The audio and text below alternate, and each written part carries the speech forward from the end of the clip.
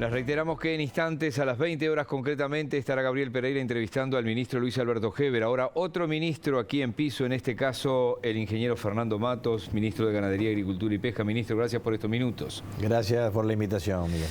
Hay unos cuantos temas que están puntualmente arriba de la mesa. Este conflicto que culminó hace pocas horas entre el SUTMA, el Sindicato de Trabajadores del Mar, con la patronal de la Cámara de la Industria Pesquera. Uno se olvida, yo no me olvido, pero la gente se olvida que es Ministerio de Ganadería, Agricultura y Pesca. ¿De qué forma el Ministerio sigue este tipo de situaciones? Bueno, en realidad cuando se trata de un conflicto pasa automáticamente a la órbita del Ministerio de Trabajo, que es el que tiene la responsabilidad de la propia negociación. Todos sabemos que recurrentemente la pesca tiene este tipo de dificultad, esto procesa una descontinuación del proceso productivo, que es la captura del pescado, la salida de los barcos.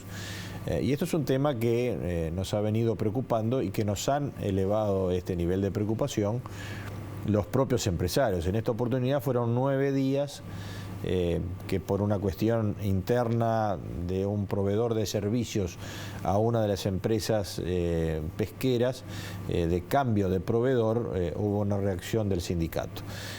Esto se levantó hace 2 días, vuelve la flota a poder navegar, pero evidentemente tenemos estos problemas, a pesar que se llegó luego de un largo conflicto a un convenio colectivo y inclusive están las cláusulas de paz.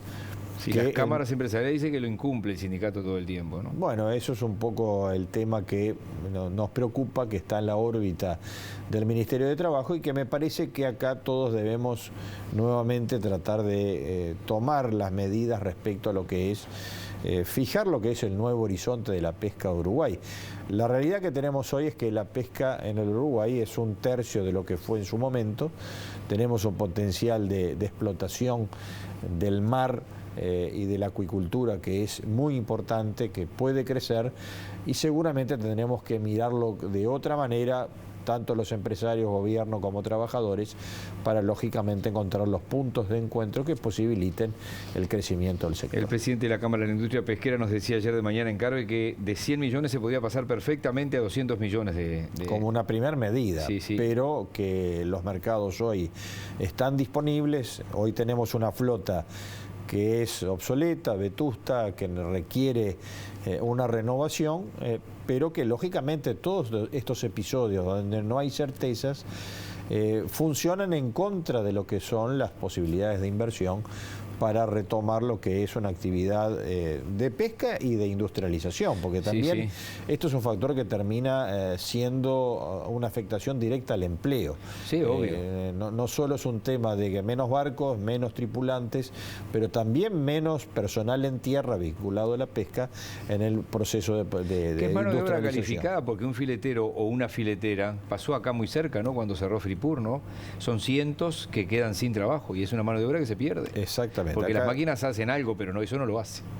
Eso es una 95% se exporta del 100% que se pesca, me llamó la atención, ¿no? Sí, ¿qué país ganadero? El consumo es bastante bajo también, como que no está establecido un aspecto cultural para mejorar en la dieta de los uruguayos el consumo de más pescado. El precio no ayuda, ¿no? Y el precio a veces no ayuda. Ministro, la situación de las exportaciones a Rusia, ahí hay 2 capítulos, sobre todo el de los lácteos, ahí con APROLE tenía un papel. ¿Está claro qué pasó con lo que iba en viaje? Porque hubo un momento que los puertos en Rusia se cerraron, barcos que no prefirieron no ir, y lo de la carne no sé cómo es, pero digo, ¿cuál es la situación? Bueno, tenemos diversas situaciones, mercadería que se pudo entregar y se pudo cobrar, mercadería que se entregó y estamos a la espera de una resolución respecto al cobro. Otra mercadería que quedó varado en puerto europeo porque las propias navieras no siguieron adelante, porque recordemos que hoy es una zona de conflicto, una zona de riesgo, una zona de guerra, y lógicamente todos los costos, seguros, etcétera, determinan que hacia el Mar Negro no hay circulación. Y además está todo el problema logístico y el problema vinculado al cierre de las operaciones financieras. En algún caso hubo mercadería que retornó al Uruguay, otras que se pudo redireccionar para otros mercados, pero todo es una gran complejidad. Para algunas empresas representa un impacto importante porque algunas industrias lácteas dedicadas a la producción de quesos tenían en Rusia un mercado preponderante, quesos de masa dura, quesos estacionados, y lógicamente sustituir ese mercado hoy no es tan sencillo. En el caso de los lácteos también Rusia era un gran comprador de manteca de Uruguay, era el mayor cliente de manteca. Esa producción tal vez se pueda redireccionar o directamente en la industria se pueda derivar lo que es secado de leche en vez de producir manteca. Entonces ahí hay algunas opciones más, pero lógicamente que todo esto afecta a un comercio de más de 100 millones de dólares que teníamos con Rusia, y más allá de las exportaciones también los productos que importábamos, fundamentalmente lo que en el capítulo de los fertilizantes. Ahí teníamos 70 millones de dólares que aproximadamente traíamos de Rusia. Eso es un problema, ¿no? Es un problema porque Rusia es un gran proveedor mundial de fertilizantes, fundamentalmente de fertilizantes nitrogenados, que son aquellos utilizados en los cultivos como el maíz, como el trigo, como la cebada. El arroz también utiliza bastante, todas las gramíneas requieren de ese fertilizante nitrogenado, y lógicamente el conflicto, el retiro de Rusia como proveedor ha generado un alza de los precios que también está vinculado al valor del gas natural, en el caso de la urea, porque tiene una relación directa, porque es un producto petroquímico derivado del petróleo, pero que también requiere de la energía del gas natural. Entonces, para su producción. Entonces, claramente allí hay un aspecto que al Uruguay le preocupa. Estamos buscando proveedores alternativos, nos hemos reunido con los importadores de fertilizantes a la hora de encontrar proveedores que sustituyan. Recordemos que no solo es la urea, pero también todos los que son fertilizantes de potasio. Ucrania, Bielorrusia y Rusia son grandes proveedores mundiales, los principales, y toda esa zona hoy está fuera de mercado y tenemos que encontrar alternativas que encuentra además al Uruguay por su baja escala relativa, obviamente, comparado con Argentina, con somos Brasil, una provincia argentina, con los grandes gigantes. Claramente ahí tenemos un problema y estamos tratando de establecer contactos de carácter regional para poder sustituir este gran proveedor de fertilizantes, sino que tengamos los insumos necesarios para continuar produciendo. Hace algunas semanas usted habló de cómo podía seguir la negociación por un TLC con China, y no sé si quedó muy contento con algunas cosas que otros colegas pusieron. ¿En qué están realmente? No tenemos mayores noticias. Esto lo maneja el Ministerio de Relaciones Exteriores. Nosotros lo que hicimos fue un comentario, más bien una expresión de deseo que entendíamos que por ahí me parecía avanzar. Así que usted no había dicho lo que realmente salió. Exacto, entonces esto no tenemos el calendario manejándolo acá. Relaciones Exteriores lo viene... Su ministerio no tiene novedades de ningún tipo. Por ahora no tenemos. Hemos participado en el proceso negociador, fundamentalmente los aspectos sanitarios y fitosanitarios. Nuestra parte está pronta, pero no tenemos novedades respecto al calendario del proceso de negociador. Usted ha estado de los dos lados del mostrador, incluso ha sido presidente de la Asociación Rural, ¿no? Frente a esta suba de los combustibles y esta nueva mecánica, es como que las gremiales frente a determinados precios que son únicos en la historia se han mantenido en calma. ¿Tiene que ver con afinidad con el gobierno? ¿Están tan tranquilas? ¿Están aguantando? No, yo creo que el tema de los insumos preocupa a la generalidad de los productores, pero se conoce que hay una situación extraordinaria de volatilidad de los precios. El mercado internacional ha subido mucho en función del conflicto en Europa. Hoy estamos en torno de $100 el barril de petróleo, un poco por encima de la paridad establecida por ANCAP. Pero la gente entiende que el gobierno está haciendo un esfuerzo importante por contener el alza de los precios, inclusive en este último aumento, cuando la URSEA recomendó un aumento de 15 pesos en el gasoil, que es el combustible principal de la producción y el transporte, y la decisión del Poder Ejecutivo fue de 5 pesos.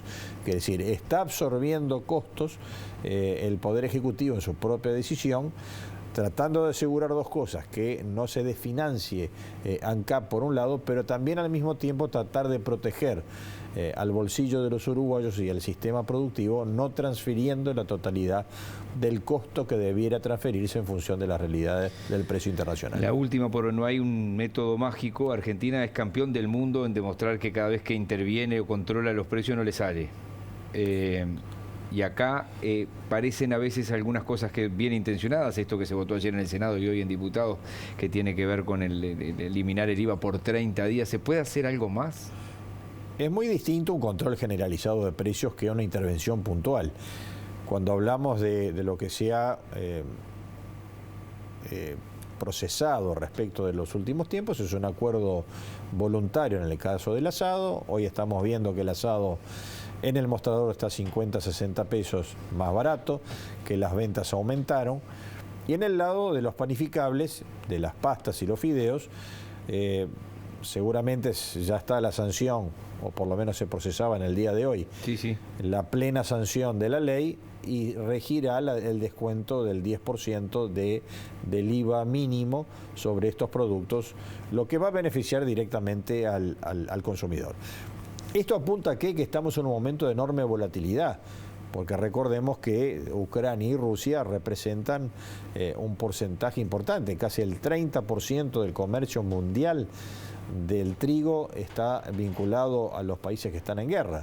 Y por lo tanto tenemos un alza de precios muy importante que tiene un factor especulativo por un lado, otro de incertidumbre, y que lógicamente una vez superado el conflicto, nadie sabe cuándo va a terminar esto, pero probablemente en algún tiempo tengamos una normalización. De hecho, en las últimas jornadas, después de haber llegado a $500 el trigo con un valor históricamente alto en la Bolsa de Valores de Chicago, hoy lo tenemos por debajo de los 400.